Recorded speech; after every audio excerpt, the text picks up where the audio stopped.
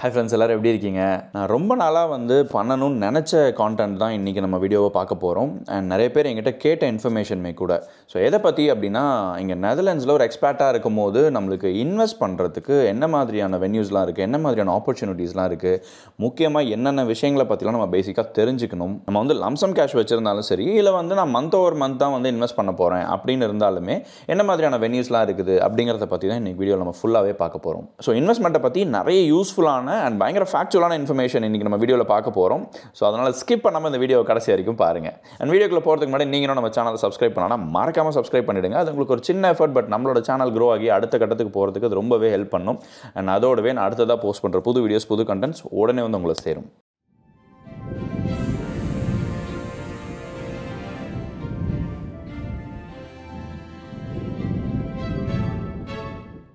நான் போன வீடியோவில் சொல்லியிருந்தேன், நான் ஃபெப்ரவரி ஃபுல்லாக பார்த்தீங்கன்னா நம்ம நெதர்லாண்ட்ஸில் முக்கியமாக வெபினார்ஸ் ஹோஸ்ட் பண்ணிகிட்டு இருக்கிறோம். எவ்ரி வீக்கெண்ட் இன் ஃபெப்ரவரி நம்ம ஒரு வெபினார் மேரத்தான் மாதிரி பண்ணிகிட்ருக்கோம்.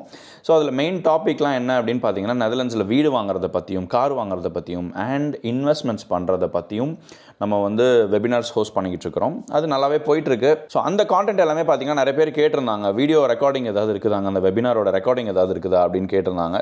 ஸோ அதனால தான் அந்த கான்டென்ட் எல்லாத்தையுமே நான் ஒரு வீடியோவே உங்ககிட்ட ஷேர் பண்ணிடலாம் அப்படின்னு சொல்லிட்டு தான் இன்றைக்கி வீடியோ பிளான் பண்ணியிருக்கேன். ஸோ இன்றைக்கி வீடியோ பொறுத்த வரைக்கும் நம்ம முக்கியமாக பார்க்க போகிற விஷயம் என்னென்னு பார்த்தீங்கன்னா, இன்வெஸ்ட்மெண்ட் பற்றின பேசிக்ஸ் அண்ட் நம்ம என்ன மாதிரியான ஸ்ட்ராட்டஜிலாம் ஃபாலோ பண்ணலாம். அட்லீஸ்ட் நெதர்லாண்ட்ஸை பொறுத்த வரைக்கும், இல்லை நீங்கள் யூரோப்பில் இருக்கிறீங்க அப்படின்னாலுமே என்ன மாதிரியான ஸ்ட்ராட்டஜிலாம் நம்ம ஃபாலோ பண்ணலாம். அண்ட் முக்கியமாக ETFஸை பற்றின ஒரு சில விஷயங்கள் அண்ட் ஈக்விட்டி மார்க்கெட்டில் இங்கே இன்வெஸ்ட் பண்ணணும் அப்படின்னா என்ன மாதிரியான ஆப்ஷன்ஸ்லாம் இருக்குது. அண்ட் இன்றைக்கி பயங்கர டாக் ஆஃப் த டவுனாக இருக்கக்கூடிய கிரிப்டோ மார்க்கெட்டை பற்றி நம்ம தெரிஞ்சிக்க வேண்டிய பேசிக்கான விஷயங்கள் ப்ளஸ் ஒரு சில இன்ட்ரெஸ்டிங்கான ஃபேக்ட்ஸ். அண்ட் முக்கியமாக நம்ம தொன்று தொட்டு தாத்தா காலத்திலேருந்து இன்வெஸ்ட்மெண்ட் அப்படின்னாலே நம்மளுக்கு ரொம்ப காமனாக தெரிஞ்ச விஷயம் ரியல் எஸ்டேட் தானுங்க. ஸோ இங்கே நம்ம யூரோப்பில் இருந்தாலும் சரி, இல்லை பீட் இந்தியாவில் இருந்தாலுமே சரி, ஒரு ரியல் எஸ்டேட் மார்க்கெட்டில் நம்ம இன்வெஸ்ட் பண்ணணும் அப்படின்னா என்ன மாதிரியான ஆப்ஷன்ஸ்லாம் இருக்குது, எவ்வளோ ரிட்டர்ன்ஸ் வரும் அண்ட் எந்தெந்த விஷயத்தெல்லாம் பார்த்து நம்ம ரியல் எஸ்டேட் மார்க்கெட்டை சூஸ் பண்ணணும் அப்படிங்கிறத பற்றி தான் இன்றைக்கி வீடியோவில் நம்ம ஃபுல்லாகவே பார்க்க போகிறோம். சரி, ரொம்ப பேசிக்ஸ்லேருந்து ஆரம்பிப்போம். ஃபர்ஸ்ட் ஆஃப் ஆல், எதுக்கு நம்ம இன்வெஸ்ட் பண்ணணும் அப்படின்னு கேட்டிங்கன்னா, the first and foremost reason இன்ஃப்ளேஷனுங்க. ஆன் அன் ஆவரேஜ் யூரோப்பில் பார்த்தீங்கன்னா inflation rate somewhere between 2 and 4% இருக்குது. எவ்ரி இயர் 2 and 4% இன்ஃப்ளேஷன் ஏறிக்கிட்டே போயிட்டுருக்கு. இது 2லேருந்து 4% தானே அப்படின்னு சொல்லி நம்மளுக்கு அது ஒரு பெரிய பாயிண்ட்டாக தெரியல. ஒரே ஒரு சின்ன ஃபேக்சுவல் கால்குலேஷன் நான் போட்டு காட்டுறேன், நீங்களே பாருங்கள். சரி, ஃபார் எக்ஸாம்பிள் நம்ம கிட்ட ஒரு 2019 ஒரு 10,000 யூரோஸ், இல்லை 10,000 ரூபானே வச்சுக்கோங்களேன் உங்களோட கணக்குக்கு, ஒரு 10,000 யூரோஸ் நம்ம கிட்ட இருக்குது அப்படின்னா, இன்றைக்கி அதாவது 2024 எண்டில் அந்த பணத்தோட வேல்யூ பார்த்தீங்கன்னா கிட்டத்தட்ட 7,600 யூரோக்கு அது ட்ராப் ஆகிடுச்சு. இது பேஸ்ட் ஆன் யூரோப்பியன் இன்ஃப்ளேஷன் டேட்டாவை பொறுத்த வரைக்கும். இந்த ட்ராப் பார்த்தீங்கன்னா கிட்டத்தட்ட 25% நம்மளோட மணி வேல்யூ குறைஞ்சிருச்சு. Which means that 10,000 is equal to 7,600 in 5 years time frame. இது யூரோப்பியன் டேட்டாவை பொறுத்த வரைக்கும். இதே இன்ஃப்ளேஷன் ரேட் நம்ம இந்தியா கணக்கு எடுத்தோம்னா கிட்டத்தட்ட 4லேருந்து 5% வரைக்கும் ஆகிட்டு இருக்குது. அப்படின்னா நம்ம இந்தியாவில் மணி வேல்யூவை எவ்வளோ ஃபாஸ்ட்டாக லூஸ் பண்ணிக்கிட்டு இருக்கோம் அப்படின்னு நீங்களே பாருங்கள். அண்ட் ஈவென்ச்சுவலி அடுத்தது நம்ம ரொம்ப காமனாக இருக்கக்கூடிய wealth building and early retirement, so இந்த மாதிரியான ரீசன்ஸ்க்காக தான் நம்ம முக்கியமாக இன்வெஸ்ட் பண்ணுறோம். ஸோ அடுத்து நம்மளோட ஸ்ட்ராட்டஜி டிஃபைன் பண்ணணும் அப்படிங்கிறத நம்ம ஒரு 3 step ப்ராசஸில் அப்ரோச் பண்ணுவோம். ஸோ ஃபர்ஸ்ட் நம்மளோட பிளானிங். நம்மளுக்கு தெரியணும், நம்ம ஷார்ட் டேர்ம் இன்வெஸ்ட் பண்ண போகிறோமா, லாங் டேர்ம் இன்வெஸ்ட் பண்ண போகிறோமா. சம்திங் லைக் ஒரு டைம் ஃப்ரேமாக சொல்லணும் அப்படின்னா, ஷார்ட் டேர்ம்னா சம்வேர் லைக் நீங்கள் ஒரு 3 வருஷம் வரைக்கும் தான் நீங்கள் இன்வெஸ்ட் பண்ண போகிறீங்க. உங்களோட பணம் 3 வருஷத்தில் உங்களுக்கு திரும்ப தேவைப்படும், எடுக்க போகிறோம் அப்படின்னா அது short term investment. Long term இன்வெஸ்ட்மெண்ட்னா லைக் சம்திங் லைக் ஒரு 3 to 5 years ஒரு அதுக்கு மேலே 3 இயர்ஸ்க்கு மேலே ஒரு 5 இயர்ஸ்க்கு மேலே நீங்கள் இன்வெஸ்ட் பண்ணுறீங்க அப்படின்னா அது ஒரு லாங் டேர்ம் இன்வெஸ்ட்மெண்ட் அப்படின்னு வச்சுக்கலாம். ஸோ இதில் உங்களுக்கு எந்த மாதிரியான சிச்சுவேஷன் இருக்குது, உங்களோட ஃபினான்ஷியல் சிச்சுவேஷன் எப்படி இருக்குது அப்படிங்கிறது நீங்கள் ஃபஸ்ட்டு அசஸ் பண்ணணும். அந்த அசஸ்மெண்ட்டில் நீங்கள் கன்சிடர் பண்ண வேண்டிய இன்னும் ஒரு சில விஷயங்கள் என்னென்னா, உங்களோட return on investment requirement. Return on இன்வெஸ்ட்மெண்ட்டும் உங்களோட ரிஸ்க் அப்பிடைட்டும் ரெண்டுமே goes hand in hand. Risk அப்பிடைட்னா எவ்வளோ வரைக்கும் இந்த மார்க்கெட் கீழே போனால் என்னால் தாங்க முடியும், எவ்வளோ அளவுக்கு என்னால் இந்த மணி லூஸ் பண்ணால் என்னால் தாங்க முடியும். But risk is also connected to time line. ஒரு மார்க்கெட் கீழே போனால் திருப்பி மேலே வரும், பட் அது வரைக்கும் என்னால் வெயிட் பண்ண முடியுமா, என்னோட short term long term investment க்ரைட்டீரியாவில் அது மீட் ஆகுதா அப்படிங்கிறது தான் நான் ரிஸ்க் அப்பிடைட் அப்படின்னு சொல்கிறேன். அதை தவிர அந்த ரிட்டர்ன் ஆன் இன்வெஸ்ட்மெண்ட்னு சொன்னேன் இல்லையா, நான் எனக்கு இயர் ஆன் இயர் எனக்கு ஒரு 8% 10% வேணும். ஏன்னா இப்போ 8%க்கு கீழேனா நம்ம இந்தியாவில் FD போட்டாலே 7% அந்த ரேஞ்சுக்கு இருக்குது. அதை தாண்டி எனக்கு ஒரு 8% 10% வேணும், இல்லை நான் 25% ரிட்டர்ன் எக்ஸ்பெக்ட் பண்ணுறேன், இல்லை 50% நான் ரிட்டர்ன் எக்ஸ்பெக்ட் பண்ணுறேன் அப்படின்னா ஸோ அந்த ரிட்டர்ன் ஆன் இன்வெஸ்ட்மெண்ட் ரிக்குவயர்மெண்ட்ஸையும் நம்ம ரொம்ப கிளியராக வச்சுக்கணும் அப்படிங்கிறத தாண்டி நம்மளோட எக்ஸ்பெக்டேஷன் என்ன அப்படின்னு பார்க்கணும். அண்ட் இது எல்லாத்துக்கும் மேலே முக்கியமான மேட்ரு வந்து நம்மளோட ஃபினான்ஷியல் கெப்பாசிட்டி. நம்ம வந்து இப்போ லம்சமாக ஆல்ரெடி கையில் வச்சுருக்கோமா, ஒன் டைமாக நம்ம வந்து பல்காக இன்வெஸ்ட் பண்ண போகிறோமா, இல்லை வந்து நம்ம வந்து மந்த் ஓவர் மந்த் சேலரி வர நம்ம வந்து இன்வெஸ்ட் பண்ணிகிட்டு இருக்க போகிறோமா அப்படிங்கிறதையும் நம்ம தெளிவாக வச்சுக்கணும். இது எல்லாத்தையும் தாண்டி நம்மளோட ரிட்டர்ன் ஆன் இன்வெஸ்ட்மெண்ட் எதிர்பார்க்கும் போது நம்ம எந்த மார்க்கெட்டில் இன்வெஸ்ட் பண்ண போகிறோமோ அந்த மார்க்கெட்டை பற்றின ஒரு சில பேசிக் நாலேஜ் இருக்கும். ஸோ பட் இந்த வீடியோவில் நான் வந்து நீங்கள் அந்த நாலேஜை நான் சொல்கிறனோ இல்லையோ, பட் அந்த நாலேஜ்க்கு என்னென்ன விஷயங்கள்லாம் நீங்கள் தெரிஞ்சுக்கணும். ஒரு மார்க்கெட்டை நீங்கள் எடுத்து ஸ்டடி பண்ணும்போது அந்த மார்க்கெட்டில் எந்தெந்த கொஸ்டின்லாம் நீங்கள் கேட்டு அதுக்கான பதிலை தேடணும் அப்படிங்கிறதையும் நான் இன்றைக்கி சொல்கிறேன். ஸோ இது எல்லாத்தையும் பேஸ் பண்ணி ஃபைனலாக நம்மளுக்கு இருக்கக்கூடிய எண்ட் ரிசல்ட் தான் பார்த்தீங்கன்னா நம்மளோட போர்ட்ஃபோலியோ கிரியேஷன் ப்ராசஸ். போர்ட்ஃபோலியோனா என்னென்னா, இப்போ நீங்கள் டிஃப்ரெண்ட் டைப்ஸ் ஆஃப் இன்வெஸ்ட்மெண்ட்ஸ் பண்ணணும். ஸோ அந்த இன்வெஸ்ட்மெண்ட்டுக்கு ஏற்ற மாதிரி உங்களுக்காக ஒரு டெய்லர் மேட் போர்ட்ஃபோலியோ நீங்கள் கிரியேட் பண்ணணும். இதுதான் வந்து நம்மளோட எண்ட் அப்ஜெக்டிவ். இந்த இன்வெஸ்ட்மெண்ட்டோட ப்ராசஸில் இன்வெஸ்ட் பண்ணுறதுக்கு முன்னாடி நம்ம பண்ணியிருக்க வேண்டிய ஸ்டெப்ஸ். அடுத்து வந்து எப்பவுமே சொல்லுவாங்க, don't put all your eggs in the same basket அப்படிம்பாங்க. அதாவது நம்மளோட ஒட்டுமொத்த காசையும் ஒரே டைப் ஆஃப் அசட் கிளாஸில் இன்வெஸ்ட்மெண்ட்டில் நம்ம போட்டுறக்கூடாது. அதுக்காக யூஸ்வலாக வந்து நம்ம ஸ்ப்ளிட் பண்ணி இன்வெஸ்ட் பண்ணணும் அப்படிம்பாங்க. ஸோ இங்கே வந்து 2 டைப் ஆஃப் ஆப்ஷன்ஸ் இருக்குது. அதாவது மெயின் கிளாஸிஃபிகேஷன். ஒன்று வந்து டிஜிட்டல் இன்வெஸ்ட்மெண்ட்ஸ் இருக்குது, இன்னொன்று வந்து ஃபிசிக்கல் அசட் கிளாஸ் இருக்குது. ஸோ டிஜிட்டல் அசட் கிளாஸில் பார்த்தீங்கன்னா மோஸ்ட்லி வந்து இந்த ஷேர் மார்க்கெட்டில் இன்வெஸ்ட் பண்ணுறோம் இல்லையா, ஸ்டாக் மார்க்கெட்டில், ஈக்விட்டிஸில் இன்வெஸ்ட் பண்ணுறது, இடிஎஃப்ல இன்வெஸ்ட் பண்ணுறது, அண்ட் கிரிப்டோஸ் இருக்குது. இதெல்லாம் வந்து டிஜிட்டல் அசட் கிளாஸில் வரும். ஈவன் கோல்டு கூட நீங்கள் வந்து கோல்டுன்னு சொல்லுவோம். இந்த கோல்டு பீஸ்லாம் இருக்கு இல்லையா, இந்தியன் ஸ்டாக் மார்க்கெட்டில் கோல்டு பீஸ்ன்னு இருக்குது, கோல்டு இருக்குது. நீங்கள் அதில் எல்லாம் இன்வெஸ்ட் பண்ணலாம். அதுவுமே இப்போ வந்து டிஜிட்டல் அசட் கிளாஸில் வந்துருச்சு. பட் ஃபிசிக்கல் அசட் கிளாஸ் அப்படின்னு பார்க்கும்போது ரொம்ப ப்ரிடாமினண்ட்டாக எல்லாருமே சூஸ் பண்ணக்கூடிய அசட் கிளாஸ் என்ன அப்படின்னு பார்த்தீங்கன்னா, ஒன்று ரியல் எஸ்டேட், இன்னொன்று வந்து ஃபிசிக்கல் கோல்டு. இது ரெண்டும் தான் வந்து ஃபிசிக்கல் அசட் கிளாஸை பொறுத்த வரைக்கும் நம்மளுக்கு இருக்கிற ஆப்ஷன்ஸ். அண்ட் ஒரு ரஃபாக வந்து நம்மளோட risk appetite, financial capacity, return on investment requirement எல்லாம் பொறுத்து நம்ம வந்து இந்த different types of asset class இருக்கு இல்லையா, இதிலெல்லாம் நம்ம வந்து ஸ்ப்ளிட் பண்ணி நம்மளோட காசை இன்வெஸ்ட் பண்ணணும். அதனால தான் வந்து diversified investment portfolios very important. So just in case வந்து ஒரு மார்க்கெட் நம்மளை கைவிட்டுச்சுன்னா கூட இன்னொரு மார்க்கெட் வந்து நம்மளை காப்பாற்றும். இதில் ஏதாவது லாஸ் ஆகிடுச்சுன்னா கூட அந்த காசை வந்து நம்ம இன்னொரு இதில் டேலி பண்ணிடலாம், இல்லை ப்ராஃபிட் இன்னும் கொஞ்சம் பெட்டராக கூட வரும். ஸோ அதனால தான் என்றைக்குமே நம்மளோட இன்வெஸ்ட்மெண்ட்டை கொஞ்சம் டைவர்சிஃபை பண்ணி போடணும். இப்போ நான் சொல்லிக்கிட்டு இருக்கிற விஷயம்லாம் வந்து ரொம்ப பேசிக்ஸ் ஆஃப் இன்வெஸ்ட்மெண்ட், அண்ட் இதெல்லாம் ஒரு தம் ரூல் மாதிரியே நீங்கள் வச்சுக்கோங்க. சரி, இப்போ அப்படியே இந்த அசட் கிளாஸ்லாம் ஒன்று ஒன்றா பார்த்துருவோமா. ஸோ ஃபஸ்ட்டு வந்து இந்த ETF பற்றி நம்ம அண்டர்ஸ்டாண்ட் பண்ணிக்கலாம்.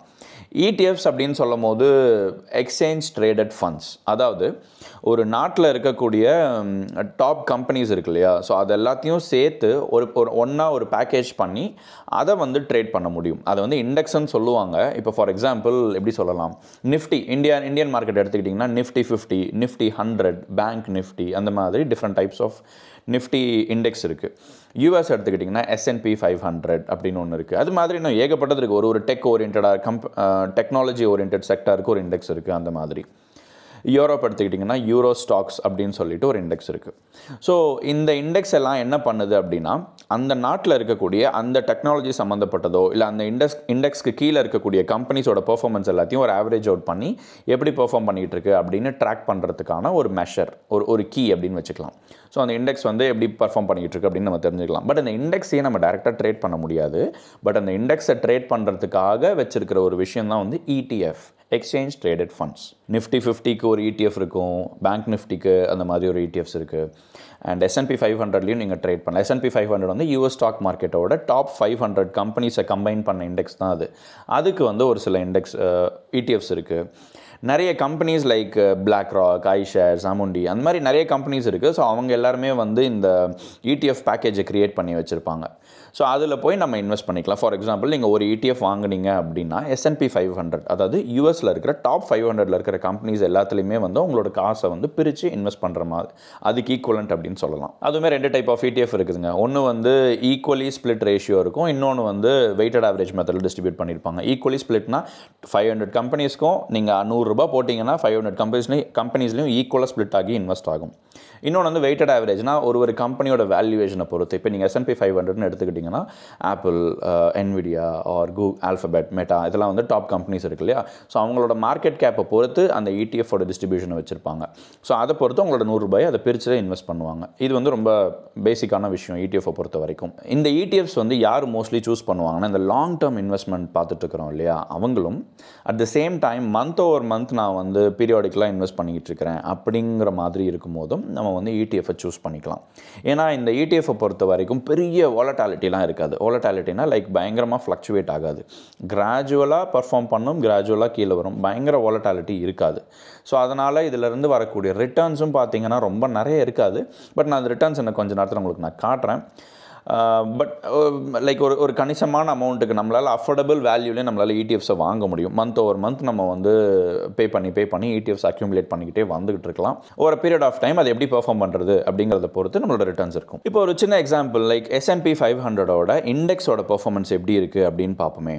இப்போ நான் வேர்ல்ட்லேயே பார்த்தீங்கன்னா ஏகப்பட்ட வேர்ல்டு வைடு பார்த்தீங்கன்னா எவ்ரி கண்ட்ரிக்கு ஒரு இண்டெக்ஸ் இருக்குது. பட் நான் ரொம்ப ப்ரிஃபர் பண்ணக்கூடிய இண்டெக்ஸ் என்னன்னு பார்த்தீங்கன்னா மோஸ்ட்லி இந்தியாவில் இருக்கக்கூடிய Nifty 50 or Nifty 100 அண்ட் வந்து S&P 500 யூஎஸில் அண்ட் யூரோப் மார்க்கெட்டில் யூரோ ஸ்டாக்ஸ்னு ஒன்று இருக்குது. பட் எனக்கு அது அவ்வளோ ப்ரிஃபர்டான ஒரு இண்டெக்ஸ் கிடையாது. பட் நான் சொல்கிறேன் அதோட ரிட்டர்ன்ஸ் வந்து எப்படி இருக்குது அப்படின்னு சொல்லி நான் சொல்கிறேன் நான். ஸோ ஃபர்ஸ்ட் பார்த்தீங்கன்னா நம்ம S&P 500ஓட லாஸ்ட் ஒரு 5 இயர் டேட்டா பார்த்தோம்னா கிட்டத்தட்ட 80% வந்து நம்மளுக்கு ரிட்டர்ன்ஸ் வந்திருக்கு. ரஃப்லி ஒரு வருஷத்துக்கு வந்து கிட்டத்தட்ட ஒரு 26% வரைக்கும் நம்மளுக்கு ரிட்டர்ன்ஸ் வந்திருக்கு. இது வந்து S&P 500 யூஎஸில் இருக்கக்கூடிய டாப் 500 கம்பெனிஸோட கியூமுலேட்டட் பர்ஃபார்மன்ஸ் இது. அப்படியே நம்ம யூரோ ஸ்டாக்ஸ்க்கு வருவோம். யூரோ ஸ்டாக்ஸை பொறுத்த வரைக்கும் கிட்டத்தட்ட ஒரு 36% வரைக்கும் தாங்க லாஸ்ட்டு 5 இயர் ரிட்டர்ன்ஸ் வந்திருக்கு. ரஃப்லி பார்த்தீங்கன்னா 1 இயர் ரிட்டர்ன் வந்து கிட்டத்தட்ட ஒரு 16 to 17% தான் வந்திருக்கு. ஸோ அதனால தான் நான் வந்து யூரோ ஸ்டாக்ஸ் வந்து அவ்வளோ வாலடைல் இது கிடையாது. இப்போ நீங்கள் வந்து எனக்கு லோ ரிஸ்க் தான் வேணும், லோ ரிவார்டு இருந்தால் கூட ஓகே, லோ ரிஸ்க் இருந்தால் போதும் அப்படின்னு நினச்சிங்கன்னா நீங்கள் வந்து யூரோ ஸ்டாக்ஸை சூஸ் பண்ணலாம் தாராளமாக. சம்வேர் லைக் ஒரு 16 to 17% உங்களுக்கு ரிட்டர்ன்ஸ் வந்துகிட்டு இருக்குது. அப்படியே நம்ம Nifty 50 பார்ப்போமே. கம்பேரிங் டு ஆல் த இண்டெக்ஸில் Nifty 50 பார்த்தீங்கன்னா லாஸ்ட் 5 வருஷத்தில் கிட்டத்தட்ட 88% ரிட்டர்ன்ஸ் கொடுத்துருக்கு. மேபி ஒரு வருஷத்தில் பார்த்தீங்கன்னா ரஃப்லி லாஸ்ட் 1 இயர் டேட்டா எடுத்துக்கிட்டிங்கன்னா 8 to 10% தான் வந்திருக்குது. பட் 5 இயர்ஸில் வந்து கிட்டத்தட்ட 88% ரிட்டர்ன்ஸ் வந்திருக்கு. ஓகே, இப்போ இந்த ரிட்டர்ன்ஸ் எல்லாத்தையும் வச்சு நான் இப்போ இன்வெஸ்ட் பண்ணால் நம்மளுக்கு என்ன மாதம் எஃப்டி இன்ட்ரெஸ்ட் வர மாதிரி எனக்கு இந்த 20% இல்லை வந்து 5 வருஷம் நான் வச்சுருந்தா 80% ரிட்டர்ன்ஸ் வந்துருமா அப்படின்னு கேட்டால் அது அப்படி ஒர்க் ஆகாது. நம்மளோட ஒரு அண்டர்ஸ்டாண்டிங்காக நம்ம யூஸ் பண்ணிக்கலாம். நம்ம சூஸ் பண்ணிக்கிட்டு இருக்கிற அந்த அசட் கிளாஸ்ன்னு இல்லை, அந்த டைப் ஆஃப் அசட் டைப் வந்து நம்மளோட ரிட்டர்ன்ஸ் ரிஸ்க் ரிவார்டு ரேஷியோவில் எங்கே ஃபாலோ ஆகுது, எந்த அளவுக்கு அதில் ரிட்டர்ன்ஸ் கிடைக்கிறதுக்கான பொட்டன்ஷியல் இருக்குது. Potential is different from reality இல்லையா. பொட்டன்ஷியல் எப்படி இருக்குது அப்படின்னு தெரிஞ்சுக்கலாம். ஒரு டைரெக்ஷனே தெரியாமல் எனக்கு மார்க்கெட் நாலேஜ் சுத்தமாக இல்லை அப்படின்னா this should be a nice starting point. அதோடவே அப்படியே நம்ம கண்டினியூ பண்ணோம்னா நம்ம ஈக்விட்டிஸ்குள்ளே போகும். ஈக்விட்டிஸுங்கிறது ஒன்றும் இல்லை. இப்போ நம்ம பார்த்தோம்ல இந்த S&P 500 Nifty 50 இதுக்குள்ளார இருக்கக்கூடிய ஸ்டாக்ஸ் எல்லாம் ஒன்றையும் நம்ம தனியாக இன்வெஸ்ட் பண்ணோம் அப்படின்னா அதுதாங்க இன்வெஸ்டிங் இன் ஈக்விட்டிஸ். ஸோ இப்போ நம்ம ஈக்விட்டிஸில் இன்வெஸ்ட் பண்ணணும் அப்படின்னா நம்மளுக்கு வந்து எப்போவுமே ஒரு பெரிய நைட் மேராக இருக்கும். நம்ம ரொம்ப காலத்துலேருந்தே சொல்லுவோம், நம்ம அப்பா கிட்டலாம் கேட்டோம்னா எனக்கு பெருசாக ஸ்டாக் மார்க்கெட்டில் அவ்வளோ நாலேஜ் கிடையாது. நம்மளுக்குமே இருக்கும், அந்த ஒரு அப்ரிஹென்ஷன் இருக்கும். எனக்கு பெருசாக ஸ்டாக் மார்க்கெட் நாலேஜ் கிடையாது, எனக்கு வந்து அதோட டீட்டெயில்ஸ்லாம் தெரியாது, நிறைய ஃபினான்ஷியல் ஃபேக்டர்ஸ்லாம் பார்க்கணும், ஏகப்பட்ட விஷயத்தை பார்த்து இன்வெஸ்ட் பண்ணணும் அப்படிம்பாங்க. அது கரெக்டு தான், தப்பு கிடையாது. பட் மேபி இன்னும் கொஞ்சம் சிம்பிளிஃபை பண்ணி எப்படி அப்ரோச் பண்ணலாம் அப்படின்னு பார்த்தீங்கன்னா நம்மளுக்கு ஒரு basic understanding of market knowledge வேணும் கண்டிப்பாக. ஸோ நீங்கள் உங்களுக்கு சுத்தமாக ஐடியாவே இல்லை, ஏகப்பட்ட லட்சக்கணக்கான ஸ்டாக்ஸ் இருக்குது, அதில் எந்த ஸ்டாக்கை நான் சூஸ் பண்ணுறது, எதில் நான் இன்வெஸ்ட் பண்ணுறது அப்படின்னு எடுத்துக்கிட்டிங்கன்னா நான் சொன்ன இந்த S&P 500 இல்லை இந்த Nifty 50 இந்தியாவில் நீங்கள் இன்வெஸ்ட் பண்ணுறீங்கன்னா Nifty 50, யூஎஸ்னா S&P 500, யூரோனா அந்த யூரோ ஸ்டாக்ஸ் இருக்கு இல்லையா. ஸோ இப்போ நான் சொன்ன இந்த இண்டெக்ஸ்லாம் எடுத்துக்கிட்டிங்கன்னா அதில் இருக்கக்கூடிய டாப் ஸ்டாக்ஸ்ன்னு பார்த்தீங்கன்னா இப்போ நான் காமிச்சிட்டு இருக்கிற இந்த கம்பெனிஸ்லாம் தான் அதில் இருக்கக்கூடிய டாப் ஸ்டாக்ஸாக இருக்குது. இதில் பார்த்தீங்கன்னா டிஃப்ரெண்ட் டைப்ஸ் ஆஃப் செக்டார் இருக்குது. For example like technology, health care, financials, consumer, industrials, energy, materials இருக்குது, கம்யூனிகேஷன் சர்வீசஸ் இருக்குது. இந்த மாதிரி டிஃப்ரெண்ட் டைப்ஸ் ஆஃப் செக்டார் இருக்குது. ஸோ இப்போ நான் காமிச்சிக்கிட்டு இருக்கிற இந்த கிராஃபில் பார்த்தீங்கன்னா இந்த 3 இண்டெக்ஸ்லையுமே இருக்கக்கூடிய டெக்னாலஜியோட டிஸ்ட்ரிபியூஷன் எப்படி இருக்குது. ஃபார் எக்ஸாம்பிள் நீங்கள் ஃபஸ்ட் பாயிண்ட்டை பார்த்தீங்கன்னா டெக்னாலஜி பார்த்தீங்கன்னா S&P 500 டெக்னாலஜி ஓரியன்டட் ஸ்டாக்ஸோட கான்ட்ரிபியூஷன் அதிகமாக இருக்குது. விச் மீன்ஸ் தட் ஓவரால் அந்த 500 கம்பெனிஸில் 28% வந்து டெக் கம்பெனிஸ் தான் இருக்குது. அப்படியே நம்ம இந்தியா கதையை பார்த்தோன்னு வச்சுக்கோங்களேன், ஃபினான்ஷியல் அந்த 3வது கிராஃபில் ஃபினான்ஷியல் ஓரியன்ட் கம்பெனிஸ் இருக்கு இல்லையா, ஸோ அவங்க தான் வந்து அவங்களோட கான்ட்ரிபியூஷன் தான் நிஃப்டி 50ல் ரொம்ப அதிகமாக இருக்குது. இந்த செக்டார்லாம் வந்து ஒரு இண்டெக்ஸ்குள்ளேயும் கான்ட்ரிபியூட் பண்ணுது அப்படின்னு பார்த்துட்டு அந்த செக்டாரோட பெர்ஃபார்மன்ஸையும் நம்ம அனலைஸ் பண்ண முடியும். நான் அதுக்கான லிங்க் நான் டிஸ்கிரிப்ஷனில் கொடுக்குறேன், நீங்கள் செக் பண்ணி பாருங்கள். அந்த செக்டாரோட பெர்ஃபார்மன்ஸ் வந்து ஃபார் எக்ஸாம்பிள் இப்போ நான் காமிச்சிட்டு இருக்கிற இந்த கிராஃபில் பார்த்தீங்கன்னா INFT ஆரஞ்ச் கலரில் எழுதிருக்கு பார்த்தீங்களா, அது வந்து 19.8%, which means that information tech oriented performance. அது ரஃப்லி ஆனுவல் ரிட்டர்ன்ஸ் வந்து டெக் செக்டார்லேருந்து 20% வந்துருக்குது. இருக்கிறதுலேயே அவங்களோட பெஸ்ட் பர்ஃபார்மன்ஸ் வந்து 58% கிட்ட வந்துருக்குது. அது மாதிரி டிஃப்ரெண்ட் டைப்ஸ் ஆஃப் செக்டாரோட பர்ஃபார்மன்ஸ் ஒன்று நீங்கள் பார்க்கணும். இன்னொரு பக்கம் வந்து நம்மளுக்கே ஒரு கட் ஃபீலிங் இருக்கும். ஏஐ இப்போ இன்றைக்கி பயங்கர மார்க்கெட்டில் பஸ்லிங்காக இருக்கக்கூடிய விஷயம் என்ன? AI, sustainable energy, electric car, EV. இந்தியாவில் இன்றைக்கி பார்த்தீங்கன்னா இவி பயங்கர பூஸ்ட் ஆக போகுது. யூரோப் யூஎஸ்லாம் பார்த்தீங்கன்னா அந்த சைக்கிளில் கொஞ்சம் அப்படியே டவுன் ஆகி ஒரு வேவ் அப்படியே ஸ்லோ டவுன் ஆகிட்டு இருக்குது. இந்தியாவில் வந்து இப்போ இன்றைக்கி இவி ரொம்ப பூமிங்கில் இருக்குது. மெயினாக வந்து செமிகண்டக்டர் பயங்கர பூமிங்கான industry, health care orient, research orient companies. ஸோ இவங்க எல்லாருமே பார்த்திங்கன்னா இந்த செக்டார்லாம் பார்த்திங்கன்னா கொஞ்சம் அடுத்த ஃபியூ இயர்ஸ்க்கு கொஞ்சம் பூமிங்கில் இருக்க போகுது அப்படின்னு சொல்லலாம். ஸோ டேட்டா ப்ளஸ் நம்மளோட ஃபீலிங்குங்கிறது மார்க்கெட்டில் என்ன நடந்துக்கிட்டு இருக்குது அப்படிங்கிற மார்க்கெட் நாலேஜ், இதுதான் நான் சொன்னேன். இந்த பேசிக்ஸ் ஆஃப் மார்க்கெட் நாலேஜ் நம்மளுக்கு தெரிஞ்சால் போதும். ஸோ இது எல்லாத்தையும் பேஸ் பண்ணி அந்த இண்டெக்ஸ்க்குள்ளே இருக்கக்கூடிய அந்த செக்டாருக்குள்ளே இருக்கக்கூடிய ஸ்டாக்ஸை நீங்கள் சூஸ் பண்ணலாம். மேபி அதில் டாப் மார்க்கெட் கேப் இருக்கக்கூடிய ஸ்டாக்ஸை சூஸ் பண்ணி நீங்கள் தாராளமாக இன்வெஸ்ட் பண்ணலாம். அடுத்து அப்படியே நம்ம கிரிப்டோ மார்க்கெட்டுக்குள்ளே வருவோம். பை நவ் ஆல்மோஸ்ட் லைக் எல்லாருமே வந்து ஏகப்பட்ட யூடியூப் வீடியோ பார்த்து கிரிப்டோ மார்க்கெட்னா என்ன, பிட்காயின்னா என்னங்கிற ஒரு அண்டர்ஸ்டாண்டிங் இருக்கும். இல்லை நான் இன்னும் எனக்கு பிட்காயின் மட்டும்தான்ப்பா கிரிப்டோ காயின், எனக்கு தெரிஞ்ச ஒரே கிரிப்டோனா பிட்காயின் மட்டும்தான் அப்படின்னு நினைக்கிறவங்களுக்கு ஒரு சில இன்ஃபர்மேஷன் சொல்லவா. ஸோ கிரிப்டோ மார்க்கெட் அப்படின்னு எடுத்துக்கிட்டோம்னா அதில் பிட்காயின் அப்படிங்கிறது ஒரே ஒரு கிரிப்டோ காயின் தாங்க. அது மாதிரி எத்தீரியம் அப்படின்னு சொல்லிட்டு இன்னொரு கிரிப்டோ காயின் இருக்குது. இதை தாண்டி நிறைய ஆல்ட் காயின் அப்படின்னு சொல்லுவாங்க, ஆல்டர்னேட் காயின்ஸ்னு சொல்லலாம், இல்லை ஆல்ட் காயின்ஸ் அப்படின்னு சொல்லலாம், அது இருக்குது. அதை தவிர மீம் காயின்ஸ் ஆர் மீம் டோக்கன்ஸ்னு சொல்லுவாங்க. Different types of classification of assets இருக்குது நம்ம கிரிப்டோ மார்க்கெட்டுக்குள்ளே போனோன்னா. பிட்காயின் வந்து ரொம்ப பூமிங் ஆகி பயங்கர ஃபேமஸ் ஆனதுனால அது ஒரு தனி கேட்டகரி வச்சுட்டாங்க. எத்தீரியம் வந்து மேபி அதை ஃபாலோ பண்ணி அதுக்கு பின்னாடி இருக்கக்கூடிய இன்னொரு டைப் ஆஃப் ஒரு கிரிப்டோ காயின் அது. இந்த ஆல்ட் காயின் அப்படின்னா என்னென்னா, அந்த ஆல்ட் காயின் அதுக்கு கீழேயும் பஞ்ச் ஆஃப் காயின்ஸ் இருக்குது. ஒன்றுக்கு கீழேயும் நிறைய ஏகப்பட்ட காயின்ஸ் இருக்குது ஆல்ட் காயினில். அது ஒன்றுக்கு பின்னாடியும் ஒரு காஸ் இருக்கும். ஃபார் எக்ஸாம்பிள் ஒரு ரீசன் இருக்கும், ஒரு டெக்னாலஜி இருக்கும். அது வந்து ஏதோ ஒரு விஷயத்தை எனேபிள் பண்ணும், ஒரு புது பிரேக் த்ரூவை கொண்டு வரும், இல்லை ஒரு புது டைப் ஆஃப் கம்பெனி வந்து ஒரு புது கான்செப்டை கொண்டு வராங்க. அந்த மாதிரி அவங்க ஒரு காயினை ரிலீஸ் பண்ணியிருப்பாங்க. ஸோ அந்த மாதிரி அந்த ஆல்ட் காயினுக்கு பின்னாடி ஒரு பர்பஸ் இருக்கும் ஆக்சுவலாக. இதெல்லாம் தான் வந்து ஆல்ட் காயின் அப்படின்னு சொல்லுவாங்க. இன்னொன்று வந்து மீம் காயின், மீம் டோக்கன்ஸ். இதை நான் ரொம்ப சிம்பிளாக சொல்லணுன்னா, நமக்கு வந்து தளபதி ஸ்டாம்ப் ரிலீஸ் பண்ணார், ஞாபகம் இருக்குதா, பல வருஷங்களுக்கு முன்னாடி. அது மாதிரி நிறைய பேர் ஸ்டாம்ப் ரிலீஸ் பண்ணுவாங்க, இந்த மாதிரியான விஷயங்கள்லாம் நடக்கும். அதோட ரெப்ளிகேஷன் தாங்க இப்போ வந்து டிஜிட்டல் வேர்ல்டில் மீம் காயின்ஸ் அப்படின்னு சொல்கிறாங்க. இப்போ ட்ரம்ப் பதவி ஏற்கும் போது கூட ட்ரம்ப் காயின் அதெல்லாம் வந்தது, பயங்கரமாக போச்சு.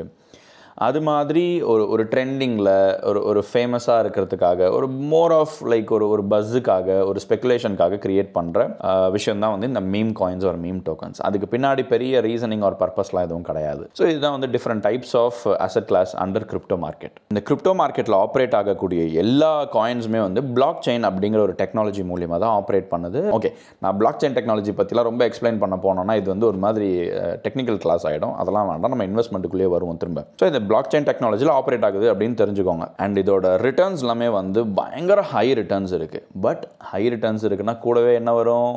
ரிஸ்க் வரும். ஸோ அதனால் இந்த மாதிரியான அசட் கிளாஸ்லாம் நம்ம சூஸ் பண்ணும்போது ரிஸ்க் அதிகமாக தான் இருக்கும், ஹெவி வாலட்டாலிட்டி இருக்கும். அதாவது மேலேயும் கீழேயும் கச்சாமச்சான்னு போகும், பயங்கர கேர்ஃபுல்லாக தான் ஹேண்டில் பண்ணணும். அதனால் இந்த அசட் கிளாஸ்க்கு நீங்கள் ஹார்ட்லி லைக் ஒரு 5-10% ஆஃப் உங்கள் போர்ட்ஃபோலியோவில் நீங்கள் இதுக்கு அலோகேட் பண்ணிக்கலாம். Again depending upon your risk appetite. Mostly பார்த்தீங்கன்னா கிரிப்டோ மார்க்கெட்டில் வந்து இந்த டெக்னிக்கலை பொறுத்தும் ஸ்பெகுலேஷனை பேஸ் பண்ணியும் தான் வந்து இது ஆப்ரேட் ஆகிட்டு இருக்குது. ஸோ இந்த கிரிப்டோ மார்க்கெட்டை பொறுத்த வரைக்கும் 2 சைட் ஆஃப் மக்கள் கருத்து இருக்குது. ஒன்று வந்து இது வந்து ஒரு மிகப்பெரிய பிரேக் த்ரூ டெக்னாலஜி, இது வந்துடுச்சுன்னா ஃபினான்ஷியல் செக்டாரே வந்து வேறு லெவலாக மாறப்போகுது அப்படின்னு ஒன்று நினச்சிட்டு இருக்காங்க. இன்னொரு க்ரௌடு வந்து இதெல்லாம் சும்மா கண்மூடித்தனமான வேலைங்க, இதுக்கு பின்னாடிலாம் ஒரு ஸ்ட்ராங்கான ஒரு பேஸ் லைன் கிடையாது, ஏதோ ஒரு குத்து மதிப்பாக ஒரு ஸ்பெகுலேஷனில் பண்ணிக்கிட்டு இருக்கிறாங்க, அதனால் இதெல்லாம் வந்து எப்போ வேணாலும் கிராஷ் ஆகிடும் அப்படின்னு நினைக்கக்கூடிய மக்கள் இன்னொரு பக்கம் இருந்துகிட்டு இருக்கிறாங்க. பட் அதுக்கு அவங்களோட கருத்துக்கு மாறாக இப்போ நிறைய கவர்மெண்ட் வந்து இந்த கிரிப்டோ மார்க்கெட்டை ரெக்கக்னைஸ் பண்ணிக்கிட்டு இருக்கிறாங்க. ஃபார் எக்ஸாம்பிள், நீங்கள் டெஸ்லாவில் கார் வாங்குறீங்க அப்படின்னா பிட்காயினை கொடுத்து கார் வாங்க முடியும். அது மாதிரி நிறைய கம்பெனிஸில் நிறைய ப்ராடக்ட்ஸை நீங்கள் வந்து கிரிப்டோவுக்கு எக்ஸ்சேஞ்ச் பண்ணிக்க முடியும். ஈவன் இந்தியாவிலே இது வந்து டேக்ஸ் போட்டுட்டாங்க, பட் இருந்தாலுமே வந்து நிறைய விஷயத்தை நீங்கள் வந்து கிரிப்டோவில் வாங்கிக்க முடியும். யூஎஸில் பார்த்தீங்கன்னா நிறைய விஷயங்கள் ரெகுலேட் பண்ணி கொண்டு வந்துட்டுருக்குறாங்க. ஸோ அதனால் கிரிப்டோ மார்க்கெட் வந்து பயங்கர பூமிங்கில் போயிட்டுருக்கு. அண்ட் இதோட ப்ரைஸை வந்து இன்னும் மேலே ஏற்றி கொண்டு போயிட்டுருக்கிற ஒரு சில ஃபேக்டர்ஸ் என்னென்னா, இதோட சப்ளை வந்து ரொம்ப லிமிட்டட் தான். இந்த கிரிப்டோ காயின்ஸ் எல்லாத்தையுமே மைனிங் அப்படிங்கிற ஒரு ப்ராசஸில் க்ரியேட் பண்ணுவாங்க. நம்ம வந்து அன்லிமிட்டடாக மைன் பண்ண முடியாது, அதுக்கு ஒரு சில லிமிடேஷன்ஸ் வச்சுருப்பாங்க. மைன் பண்ண புது காயின்ஸ் மார்க்கெட்டுக்கு புழக்கத்துக்கு வரும்.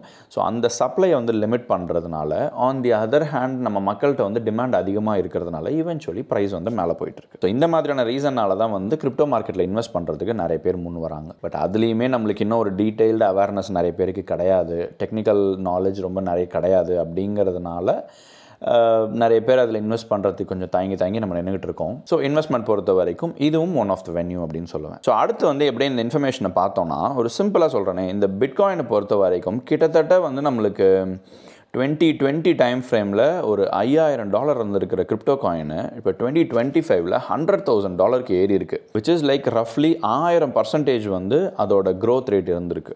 இது வந்து பிட்காயினோட க்ரோத் ரேட். அதனால தான் இன்றைக்கி உலகம் ஃபுல்லாக அவ்வளோ ஃபேமஸாக இருந்துகிட்டு இருக்குது. அதே மாதிரி இந்த ஆல்ட் காயின்ஸ்னு எடுத்துக்கிட்டிங்கன்னா, டாப் மார்க்கெட் கேப் இருக்கக்கூடிய ஆல்ட் காயின் அப்படின்னு பார்த்தீங்கன்னா அதோட 1 இயர் பர்ஃபார்மன்ஸ் எப்படி இருக்குது அப்படிங்கிறத நீங்களே பாருங்க. அண்ட் அப்படியே இந்த மீம் காயின் எடுத்துப்போமே, இந்த ஷீபா, டாச் காயின், பெப்பே பாங், இதெல்லாம் இது இல்லாமல் இன்னும் லட்சக்கணக்கான மீம் காயின்ஸ் இருக்குது. பட் டாப் மார்க்கெட் கேப் இருக்கக்கூடிய ஒரு சில காயின்ஸை மட்டும் நான் சூஸ் பண்ணி இங்கே போட்டிருக்கேன். பட் அதோட 1 இயர் பர்ஃபார்மன்ஸ் எப்படி இருக்குது அப்படிங்கிறதையும் நீங்களே பாருங்கள். ஸோ நான் ஆல்வேஸ் வந்து நான் உங்களுக்கு அதை பற்றின நாலேஜே இல்லை அப்படின்னா, நான் ஈக்விட்டிக்கும் சரி அதே மாதிரி கிரிப்டோக்கும் சரி மோஸ்ட்லி வந்து இந்த ஹை மார்க்கெட் கேப் இருக்கக்கூடிய காயின்ஸையோ இல்லை ஸ்டாக்ஸையோ நீங்கள் சூஸ் பண்ணிக்கிட்டிங்கன்னா you are on the safer side. High market cap அப்படின்னா நிறைய பேர் அதை நம்பி இன்வெஸ்ட் பண்ணிக்கிட்டு இருக்கிறாங்க, அதனால் டகால்னு விழுந்துடாது, எப்படி இருந்தாலும் ஒரு பேலன்ஸ் இருக்கும். அதனால் இந்த ஹை மார்க்கெட் கேப் இருக்கிறத நீங்கள் சூஸ் பண்ணிக்கலாம். ஜஸ்ட் இன் கேஸ் உங்களுக்கு வந்து ரொம்ப டெக்னிக்கல் நோஹவ் வேண்டாம், நான் வந்து நான் ஃபினான்ஷியல் ஷீட், பேலன்ஸ் ஷீட்லாம் நான் அனலைஸ் பண்ண மாட்டேன் அப்படின்னு நீங்கள் நினச்சிங்கன்னா அதுக்காக ஒரு ஷார்ட்கட் அப்படின்னு சொல்லுவேன். ஓகே, இப்போ நம்ம இன்வெஸ்ட்மெண்ட்டை பற்றி இவ்வளோ விஷயம் பேசிக்கிட்டு இருக்கிறோம், பட் பண்ணக்கூடாத விஷயங்கள்னு ஒரு சிலது இருக்குது. தயவு செஞ்சு இந்த மாதிரியான விஷயங்களை பண்ணாதீங்க. இந்த ட்ரேடிங் கால்ஸ்ன்னு கொடுப்பாங்க. ப்ரோ டக்குன்னு நான் நீங்கள் குரூப்பில் நீங்கள் ஜாயின் பண்ணிக்கோங்க, உங்களுக்கு நான் சொல்கிறேன், இப்போ வாங்க, இப்போ நீங்கள் விற்றுருங்க, நீங்கள் பணக்காரனா எல்லாம் வாங்க. தயவு செஞ்சு அதை பண்ணவே பண்ணாதீங்க. செகண்டு வந்து நீங்கள் காசு என்கிட்ட கொடுங்க, நான் இன்வெஸ்ட் பண்ணிவிட்டு அதில் வந்து வரக்கூடிய ப்ராஃபிட் உங்களுக்கு நான் பாதி கொடுத்துருவேன், நான் பாதி வச்சுக்குவேன் அப்படின்னு சொல்லிட்டு நிறைய பேர் பண்ணிக்கிட்டு இருப்பாங்க. அதுவும் கொஞ்சம் ரிஸ்க் ப்ரொஃபைல் ரொம்ப அதிகமாக இருக்கக்கூடிய விஷயம் தாங்க, அதையும் பண்ணாதீங்க. அதே மாதிரி உங்ககிட்ட வந்து லெட்ஸே ஒரு 10,000 euros ஆர் 20,000 euros இருக்குது அப்படின்னா எடுத்த உடனே அதை ஃபுல் அமௌண்ட்டையும் இன்வெஸ்ட் பண்ணாதீங்க. எப்போவுமே யூஸ்வலாக வந்து ஒரு 5 to 6 months ஆஃப் சேலரி வந்து பேக்கப்புக்கு வச்சுக்கோங்க. அண்ட் இந்த மார்க்கெட்டில் டிப் வந்துக்கிட்டே இருக்கும் அப்போ எல்லாமே. அந்த டைம்லலாம் கொஞ்சம் கொஞ்சமாக அப்படியே சேர்த்து வச்சுக்கிட்டே வந்துக்கிட்டுருங்க. ஸோ யூஸ்வலாக இந்த இன்வெஸ்ட்மெண்ட்டை பொறுத்த வரைக்கும் ஒரு லாங் டேர்மாக நீங்கள் அப்ரோச் பண்ணிங்கன்னா அதோட ரிட்டர்ன்ஸ் வந்து பெட்டராக இருக்கிறதுக்கான பொட்டென்ஷியல் ரொம்பவே அதிகம். ஸோ அடுத்து வந்து ரொம்ப கன்வென்ஷனலாக நம்ம ஃபாலோ பண்ணக்கூடிய விஷயங்கள், ஃபிசிக்கல் அசெட்ஸ் எதில் இன்வெஸ்ட் பண்ணலாம் அப்படின்னா, நம்ம எல்லாருக்குமே இருக்கக்கூடிய மித் என்னென்னா, துபாயில் ப்ராப்பர்ட்டி வாங்கணுன்னா செலிப்ரிட்டிஸ் மட்டும்தானே வாங்க முடியும். ஸோ நான் என்னோடய பர்சனல் ரீசனுக்காக இதை பற்றிலாம் ரிசர்ச் பண்ணும் போது நிறைய புது விஷயங்கள் இதை பற்றி நான் தெரிஞ்சுக்கிட்டேன்.